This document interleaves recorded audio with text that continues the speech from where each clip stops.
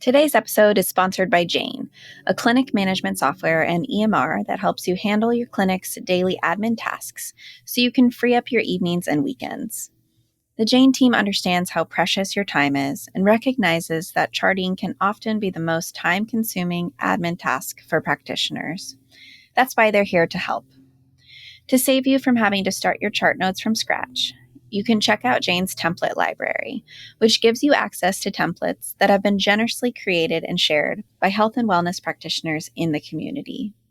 Once you have a template you like, you can choose to customize it further with charting tools such as range scales, text fields, checkboxes, and more. To see how Jane can help you spend more time doing what you love, head to jane.app to book a personalized demo. Or if you're ready to get started, you can use the code WELLNESS1MO at the time of sign up for a 1-month grace period applied to your new account.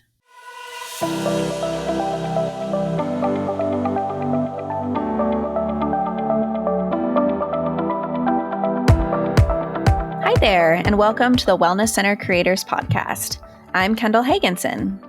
And I'm Anna Rudell. We're thrilled to have you join us on this journey of creating innovative, patient-centered wellness centers.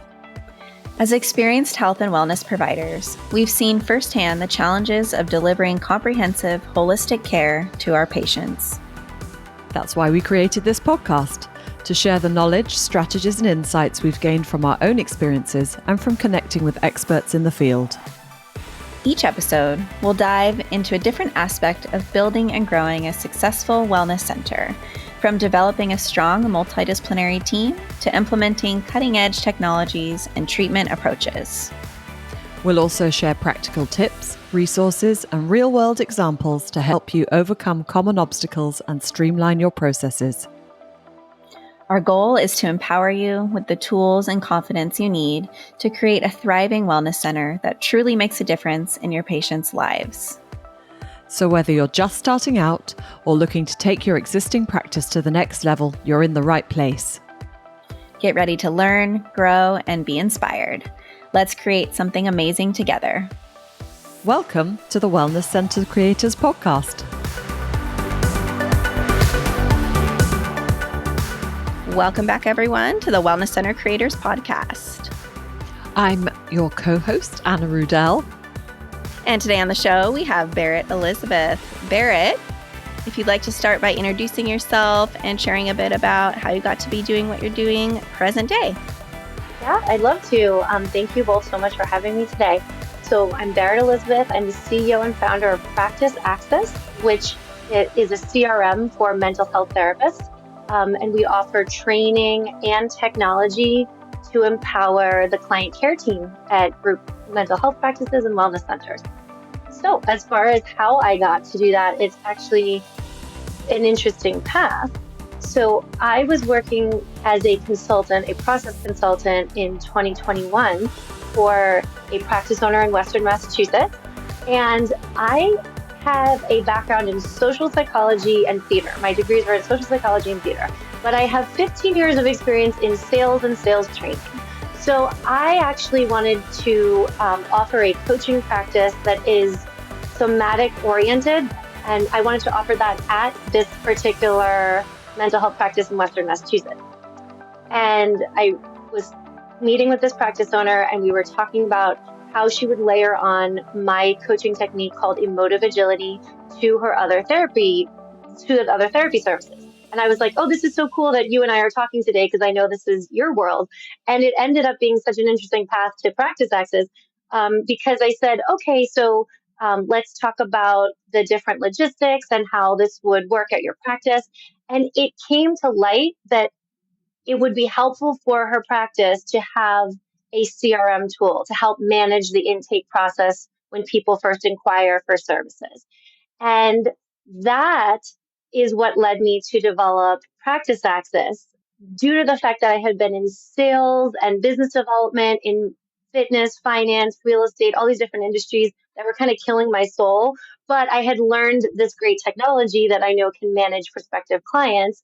And I thought, oh, I'm going to, just take a month and help this practice owner get this CRM set up in her practice, and then found out there were none. So that is how the origin story of how I ended up developing a CRM specifically designed for mental health practices. It was actually because I wanted to deliver a coaching and training technique at a mental health practice and ended up in technology.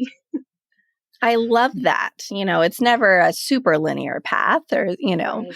a little bit of a winding road, but it led you here. And I'm curious if you could just explain first for our listeners who don't know what a CRM is. Sure. A CRM is a tool that is used in every industry to track potential customers and track demographics and information about those customers to find out how many converted into actual customers. So it is a database to track leads who become clients in a very simple form. It's used in sales and marketing to reach out to and nurture potential clients. And it's used for data tracking to pull reports that offer business intelligence and analytics. So it's a software tool and it is industry agnostic. So whether you are selling furniture, rugs, software, beverages, cars, every industry has a CRM and it stands for client relationship management. And I thought, well, this is amazing because therapy, this is shocking that it doesn't already exist for mental health practices because therapy is so relationship based. And there's so many nuances in, the process of matching or acquiring new client and matching them with a therapist. And so I thought there must be a client relationship management tool, but there wasn't for mental health at that time. So that is how I sort of merged that sales background I had and realized a lot of that really doesn't apply to mental health. Client relationship management in car sales and real estate sales is not client relationship management in mental health and wellness. So it's been an interesting journey for that reason. That is fascinating. Yeah. It's a database and a system by the sounds of it. Yes, it is a system, and it's in its very simplest form. It holds all of your contacts and has workflows with automated actions to help systematize your process. So automatic emails, automatic tasks, automatic surveys that yield reports. And so it's a way to systematize your intake process. So if I'm a therapy seeker and I'm wanting to come to your practice and your practice has a CRM, how might that show up for me as a potential client? Right. So you would go to the website of the therapy practice or wellness center, request an appointment through an appointment request form. That form will be part of the CRM. So upon filling out that form, your contact information will go into the CRM. And as a therapy seeker, you would receive an email immediately, or maybe a series of emails, maybe a video.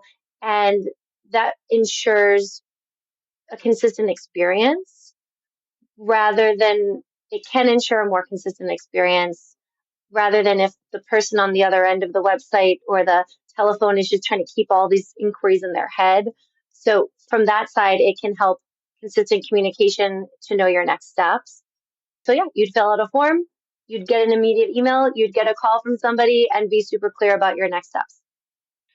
So it sounds like obviously the benefit to the clinic or the practice, there are many, but the benefit to the customer or the potential client is this consistency, feeling taken care of, feeling like they're not lost in the shuffle and really getting all the information they need and knowing what to expect on the other end of it. Yes, 100%. And that goes for, inquiring for various different services. So sometimes it's helpful as a client or potential client to immediately get information so you can self-select, okay, for kids, we work this way, or we have multiple services this way. So you can kind of have that in advance of the phone call. And just like you said, not getting as lost in the shuffle. When it comes to also just waiting time, if you're using a CRM, you can help speed up all those administrative tasks that you're repeating and repeating. So therefore, from the client's perspective, you get back to them faster, or they wait a little less longer, ideally. Mm-hmm. Berit, you made this software specifically for mental health practitioners, correct? Yes. Why do they need a special software? Yeah, Great question. So even though a client relationship management tool exists in all industries, it's very sales oriented. And the traditional CRM is very sales and marketing focused. And what happened when I started using a sales, HIPAA compliant sales CRM out there back in 2021 was that the system could not handle communication to multiple parties who are not the therapy seeker, right? So oftentimes we had, especially group practices, you have individual therapy. Maybe mom wants to go to individual therapy, but then mom has two kids and another co-parent.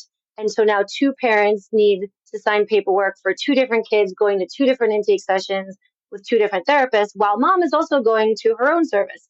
And when you put that in a sales pipeline, you can't manage the communication very well. So emails go to the wrong place, kids don't have emails, things like that. That's a simple example. And then especially with you have multiple services.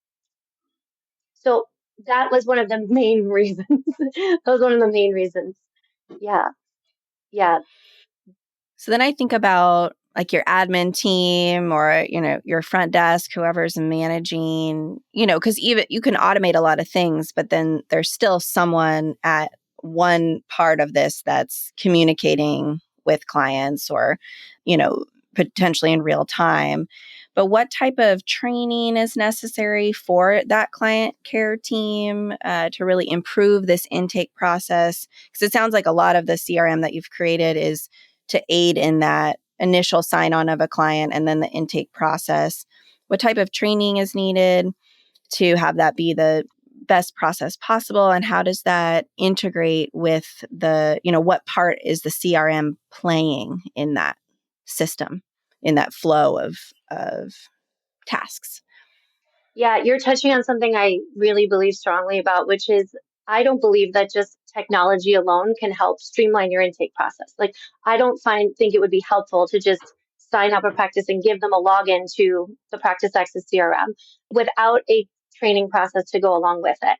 So examples of types of training are there. I don't believe in automating for the sake of automating. You don't want the automations to risk the human touch and to risk connection and empathy. So if you invest in marketing or you just have great word of mouth popularity in your town, everyone's calling you, just because you have a lot of incoming phone calls or emails doesn't mean that those people are going to become clients. And the piece that does determine if they become clients is that connection.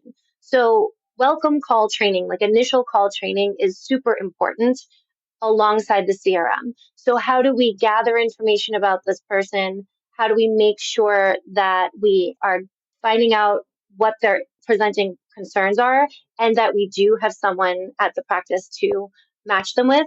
And then making that connection, becoming a trusted advisor and their guide on the way to the intake session is so important. I mean, on an emotional level, it's important for that person to feel bonded and connected to the client care coordinator or the intake team because they're the face of your practice.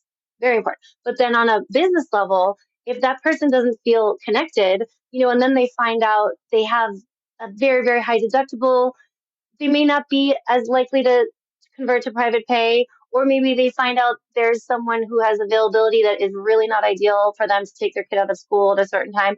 But if they've made that connection with a client care coordinator who knows them and can speak to their need, then that person can encourage them to enroll in a variety of services at your practice, and it can be very helpful for retention and revenue alongside care. So you can't do that through technology. You have to do that through building relationships.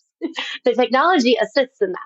The technology assists in building the relationships. That's what I kept in mind as I designed all of our surveys and workflows.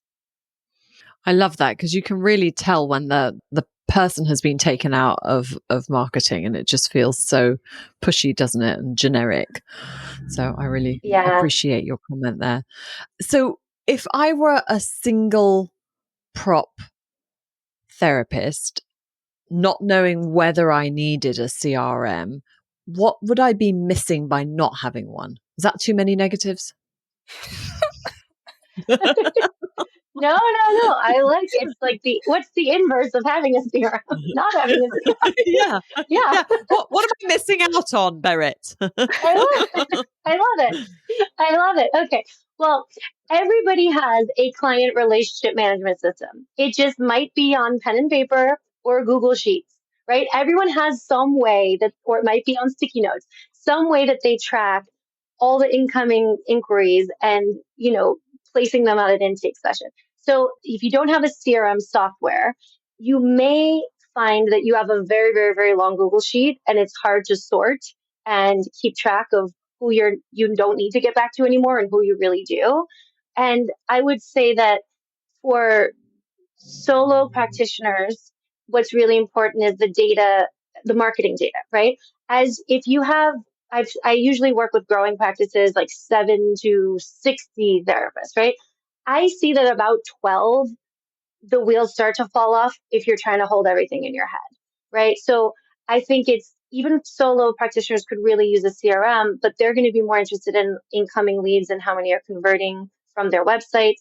When you are a growing practice of, 7 to 60, 70 clinicians, you will really want to be able to manage your wait list, manage clinical need, and a few things. You're missing data. To answer your question, if you don't have a CRM at that point, like when you're more than 7 therapists, you are missing data to help you make your next hire, your next hiring decision, and decide where to point your marketing. And so those are two things like hiring decisions, marketing. What insurance panel should I be on? Like, how many people did I turn away with Cigna? Is it worth it to get on Cigna? How many people inquired for couples therapy on Saturdays? Should I be hiring a couples therapist with Saturday availability? That kind of stuff is what you're missing out on without a software to track your intake process, in addition to marketing. Does that answer your question, Anna? It sure does. I'm beginning to think that I really need some better systems in place. Oh my goodness. Anna has great systems in place. She's beating herself I up. want to up level them now. I'm sure you do. It's that business mind of yours. You're craving that business intelligence. Yeah. Actually, you asked me in the beginning the difference, like why did we have to create a CRM for mental health practices specifically?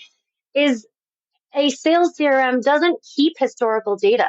It doesn't retain previous forms that were filled out for intake. Like as soon as Sally inquires in May, as soon as she inquires in November, it's going to override all that information. So that was one of this business intelligence you're craving, Anna. That's one of the reasons we had to get away from a sales CRM is we couldn't retain historical data on clinical reporting. So, Berit, I'm curious, you have all this experience in other industries as well as healthcare. And I get curious about some of those kind of best practices or things that mental health practices could borrow from other industries, some of those kind of key takeaways that our field could really benefit from that you've learned along the way. Right. Okay. So there are a number of things. One of the things that I've noticed that stood out to me in mental health is that because it is healthcare, everyone is a presumed client. And we don't necessarily distinguish between leads and clients.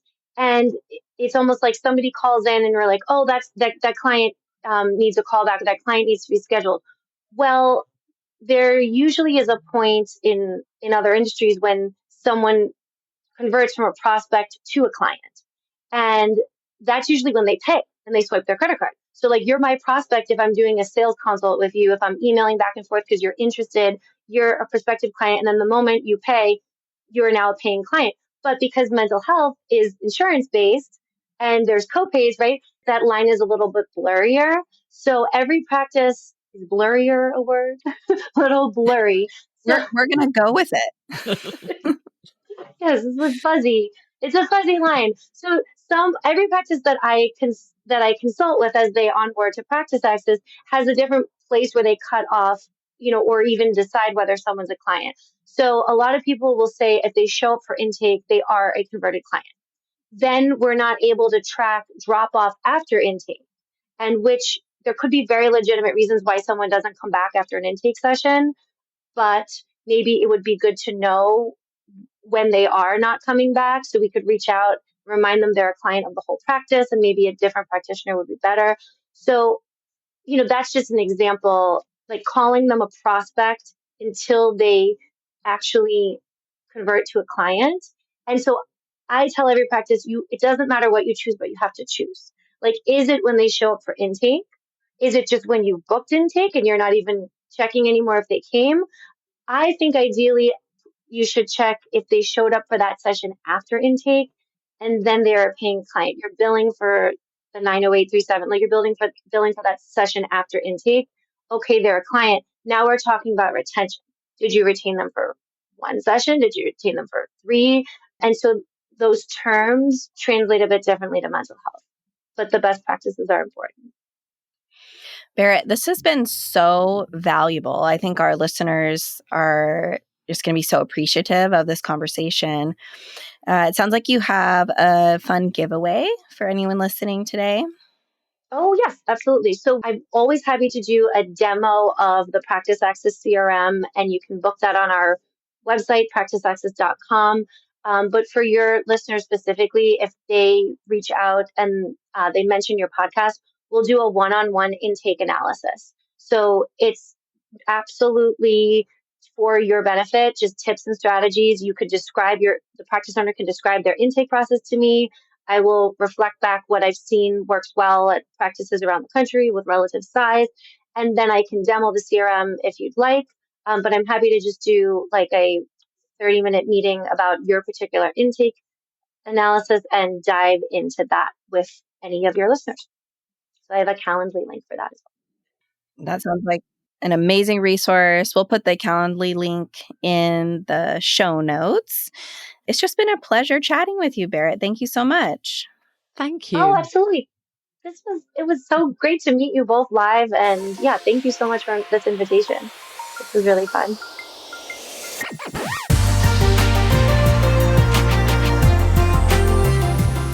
Thank you for tuning in to the Wellness Center Creators podcast. We hope you found this episode informative and valuable.